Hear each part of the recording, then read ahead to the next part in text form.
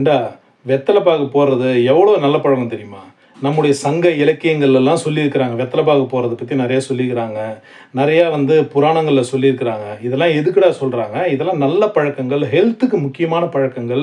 இதெல்லாம் வாழ்க்கையில கடைபிடிங்கன்னு சொல்றாங்க. அப்பலாம் கிராமத்தில தினமும் வெத்தலை பாக்கு போடுறவங்கலாம் உண்டு. இன்னைக்கு அப்படி இல்ல. வாரத்தில ஒரு நாள் கூட போட மாட்றாங்க. வெள்ளிக்கிழமையில படைக்கிற வெத்தலை பாக்கையே தூக்கி எங்கேயாவது போட்டுர்றாங்க.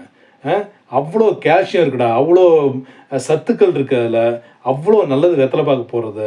வாரத்துல 1 நாளாவது, இல்ல 2 நாளாவது வெத்தலை பாக்கு போடுறது நம்மளுடைய கடமை.